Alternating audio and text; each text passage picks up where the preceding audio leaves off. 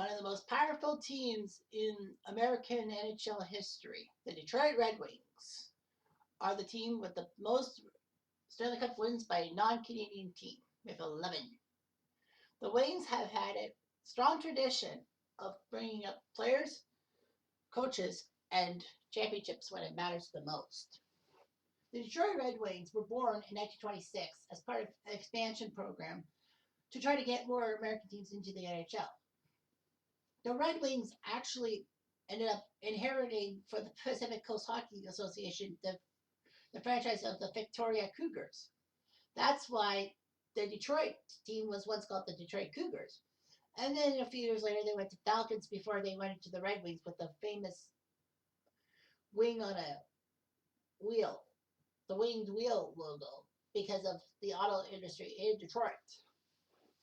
So the Detroit Red Wings were born in 1932. The name was born.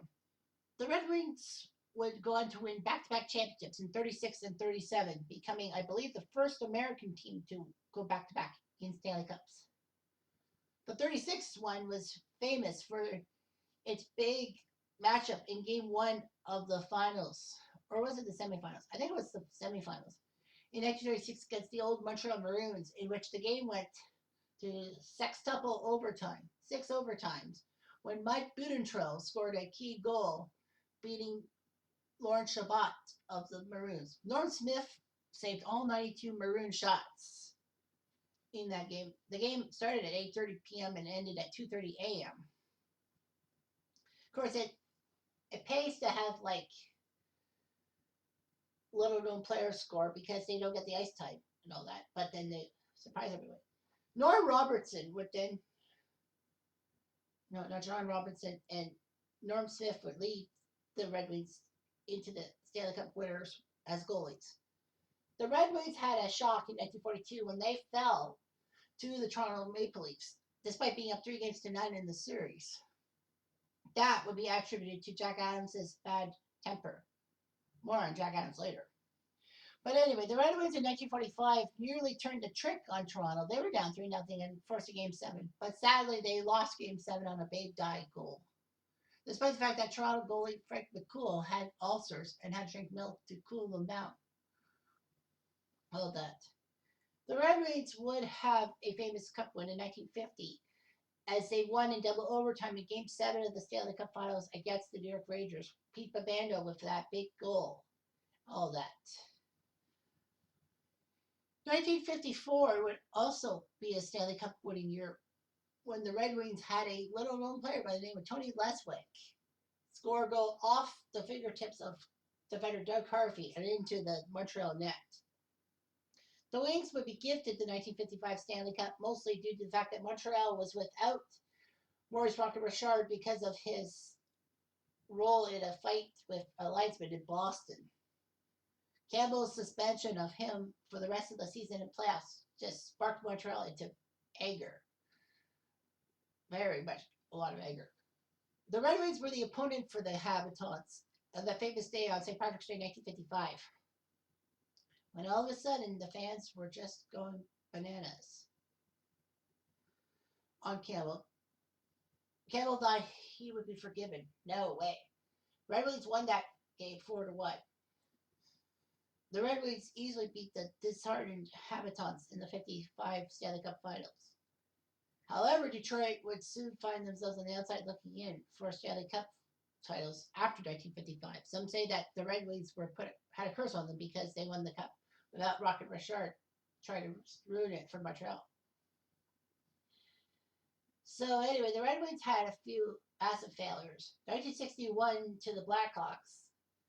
1964, they had a golden chance to beat the Leafs in Game 6 on home ice, and that would have been it. However, Bob Bond, moments after he had to be carted off the ice with a broken ankle, scored the overtime winning goal in Game 6. Before Game 7, in which the Leafs beat the Red Wings 4-0. So that was that, in a sense.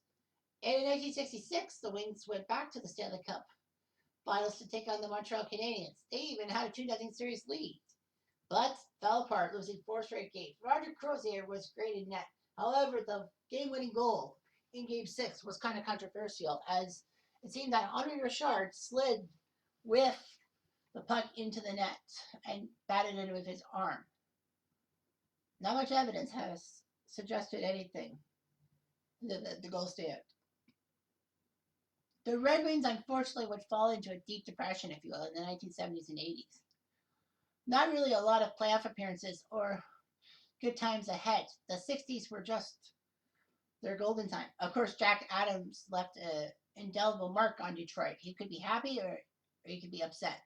Kind of reminds me of another Detroit player by the name of Ty Cobb, for obvious reasons. So anyway, the Red Wings suffered through a lot of trades that should not have been made, but mostly because Jack Adams was pissed off for one thing or the other. But one constant for the Red Wings was Gordie Howe, who played from 1946 to 1972 and decided to retire, but was lured back to the WHA to Houston with the promise of him playing with Mark and Marty Howe, his sons. And he got good enough for the Wings to possibly have a chance to claim his NHL rights, but they said that they didn't want it. So Hartford got the Howe boys, and Hartford was the one that brought Gordie Howe and them into the league. One good thing about the Red Wings was that after they got Joe Luzarina, they got the 1980 All-Star game. And Gordie Howe was named as an All-Star, and basically the fans of Detroit didn't boo him at all. Gordie Howe was a legend, and people didn't want to forget. Despite the fact that the Red Wings in the 70s and 80s were just terrible. They had no major qualities. They had a few decent playoff runs in the 1980s. In fact, in 87 and 88, they actually got to the conference finals. Unfortunately, because of a weak North division, they were easily ready to win the division and easily to be fished to the Edmonton Oilers. Love you. But the Red Wings did draft smart. Steve Yzerman was a 5th overall pick. Sergei Fedorov was a decent pick. Nick Lidstrom, Vladdy Konstantinov. Yeah, a lot of late round picks. And the Red Wings came back through. In 91, they actually had a 3-1 series lead on the second best team in the NHL, the St. Louis Blues, and choked that first round lead. However, they turned the tables on someone with a 3-1 lead the next year. They were down 3-1 to the Minnesota North Stars, and that series turned famously on a Game 6 overtime goal that had to be video reviewed for the first time in NHL history. Fedorov's goal went in the net, and the Red Wings won Game 7 on home ice. That was the last playoff game the North Stars ever played as a team in Minnesota. The Red Wings in 93 seemed to have a lot of pieces together. Sure, they didn't win the division, but they took second, and they had home ice against the Toronto Maple Leafs, their pesky opponent of years gone by.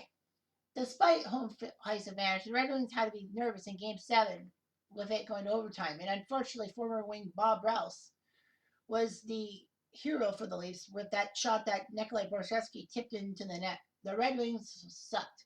However, the Red Wings used this as a catalyst to get better goaltending and get better coaching. Scotty Bowman was available after coaching the 93 Penguins and leaving. And Mike Vernon was made available. Actually, that was 95. I should apologize for that. But yeah, Mike Vernon was there. Chris Osgood was a great rookie coming up. The Red Wings actually decided to try to get Tim Shovelday traded Tim Shovelday to Winnipeg for Bob Essensup because they didn't think Osgood was ready for prime time, if you will. Well, yeah, they didn't. I could easily have put the 93-94 Red Wings as my what if, because of how they were the number 1 seed in the West, and they looked good. They took on the bottom feeder San Jose Sharks, who somehow snuck into the playoffs in the final week of the season. The Sharks handled the Wings with care. 3-3 series, going to Game 7 at home at Joe Louis Arena, April 30th, 1994. A day that a lot of playoff brackets were busted. Who can forget Chris Osgood trying to clear the puck in the third period, and it ended up being on the stick of Jamie Baker, who scored the winning goal for the Sharks and got them to the second round. The good news for Detroit, in a sense, was that the number 2 seed lost too. Calgary, number 2, lost in double overtime to the Vancouver Canucks. So the top 2 teams in the West were both KO'd, and that was harsh. to say the least. So anyway, the Red Wings used this as a catalyst to try to get better. And in 95, they got Mike Ferdinand. They thought they had everything under control. But then the Devils came into the playoffs, came to the Stanley Cup Finals, and beat the Red Wings. It was the first time in 29 years the Red Wings made the finals, and they couldn't win one freaking game. So after 96, which we'll talk about later, the Red Wings in 97 were a much better team, even though they were crappier in points than they were in 96. They learned they were a better team. They were a more mature team. And the Red Wings marched on to the Stanley Cup Finals and swept the Philadelphia Flyers in 4 games to win their first cup in 42 years. Few can forget the Darren McCarty stick handling goal past Yanni Nienema and Ron Hextall in fact winning the cup, getting the cup winning goal in the second period of that game. So anyway, the Red Wings repeated in 1998, but not before tragedy. Tragedy struck as a limo accident didn't kill anybody, but sent the team masseur to the hospital with brain problems, and Vladdy Konstantinov was teetering on the edge of death, as it will. Konstantinov did come back to full health, but he would never play hockey again. Obviously, you could probably guess why. But anyway, Vladdy's determination was all the Red Wings needed. And despite Sergei Fedorov being a bit of a cunt and signing a contract when he almost went to Carolina, the Red Wings marched on in the 98 playoffs and faced the Washington Capitals, making their first Stanley Cup Finals appearance ever. Red Wings easily rolled over Washington in 4 straight, and Vladdy Konstantinov was allowed to be the first Red Wing to get the cup. Amazing story. One of the best feel-good stories of all time. The Red Wings would cool off in 1999, losing to the Avalanche in the conference semifinals and in their 2-year cup run. 2002, the Red Wings actually started out their postseason in a fog. They were down love 2 to the Vancouver Canucks. But all of a sudden, they rallied back and won 4 straight games. The catalyst was a Nick Lidstrom center ice goal past Dan Cloutier in the second period. And few can forget in Canada, CBC color commentator Greg Millen saying, "And that is an awful feeling for a goalie, believe me."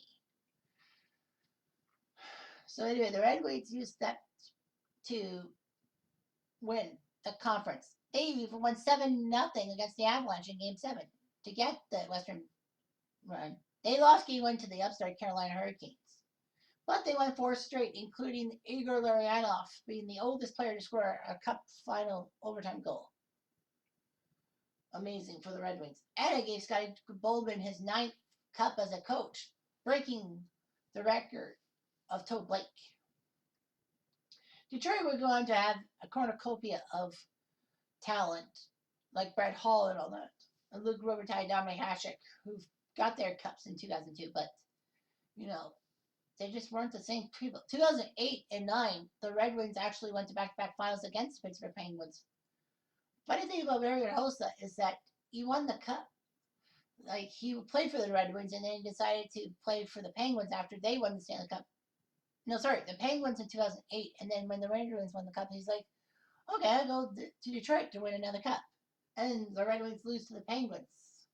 So Hossa leaves for Chicago, and he gets this cup. Weird. Detroit still had Chris Osgood, strange enough. He was not a bad goalie. But Detroit kind of overpaid and undervalued players.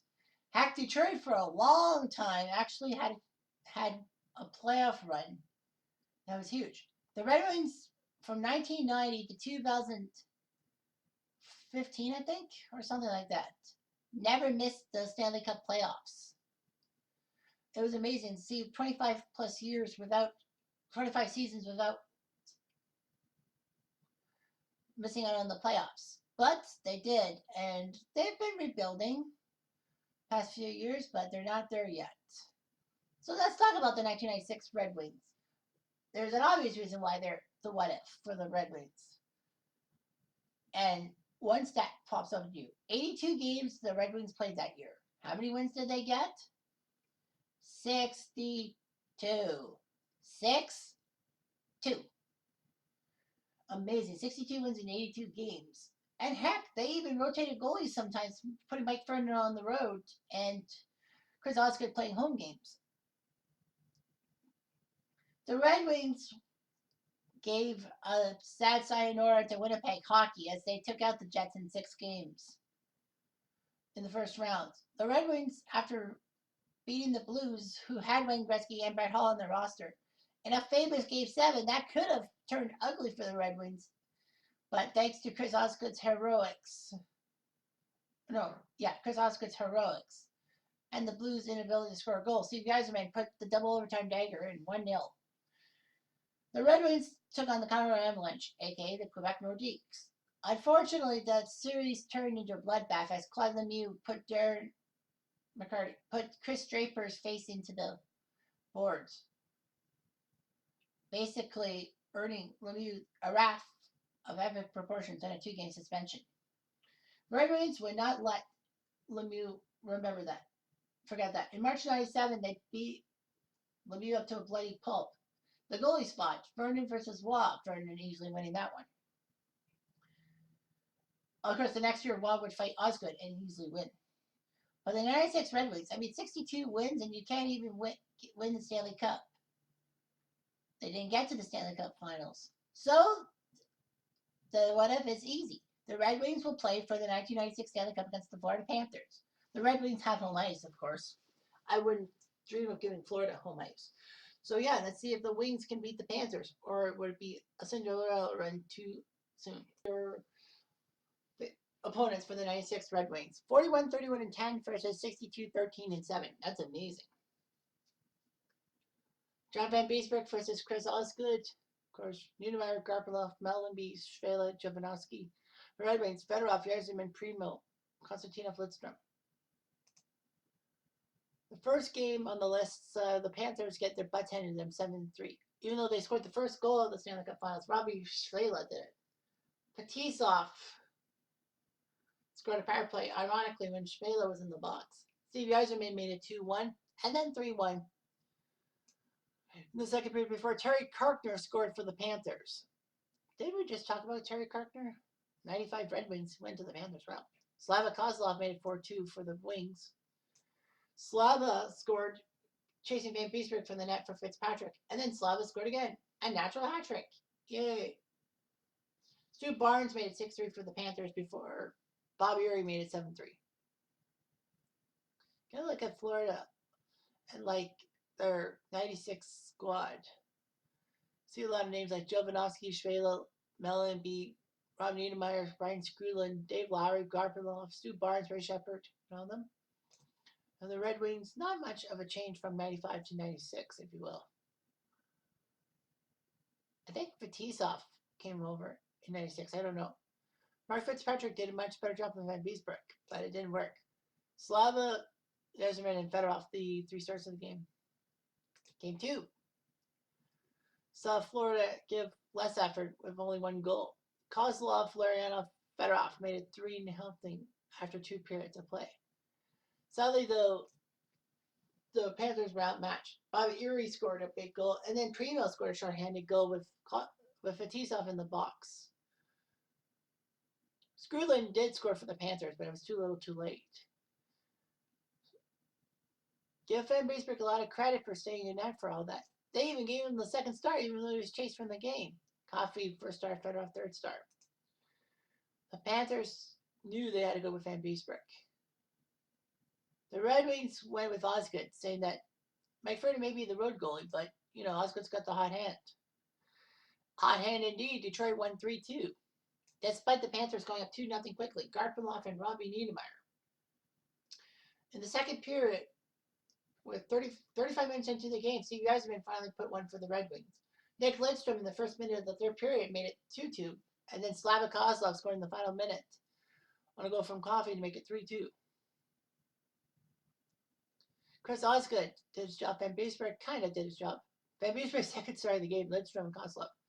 Oh, by the way, I forgot to mention that Paul Coffey used to play for the Kitchener Rangers. Forgot my famous Kitchener call. The Red Wings decide to keep the hot hand for Game 4 for Osgood. And boom, just like that, an easy series. So yeah, they obviously would have won the Stanley Cup. It took 4 games, 7-3 your final. Panthers did score the first goal of the game, Mellanby, but then Konstantinov scored from Fetisov, excuse me. Steve Yzerman made it 2-1, and then the floodgates opened. Lidstrom, Konstantinov, and Primo made it 5-1 before Van Beesbrook was fucked. Scott Mellanby did score for the Panthers to make it 5-2, and Rob Niederreiter made it 5-3. But Cizzarelli made it 6-3, and then Mellanby got pissed off and got thrown from the game. Fedorov made it 7-3, game over. Wow, Detroit. The guys who got the cup: Konstantinov, Lidstrom, Fedorov, Yzerman, Fetisov. Coffey, Erie, Cizzarelli, Grimson, McCarty, Prewell, Kozlov, Larionov, Brown, Ramsey, LaPlante. So holy. Anyway, Fitzpatrick was a much better goal than Van Beesbrook, as it seemed. Lidstrom, Konstantinov, Mellanby were the 3 stars. Mellanby got the 3rd star even though he got ejected. That's unusual. Man, Florida would have been no match. They were swept anyway. So yeah, they were swept in real life, and in this, it's easy to see that the Red Wings could have been, would have been, should have been the best team around.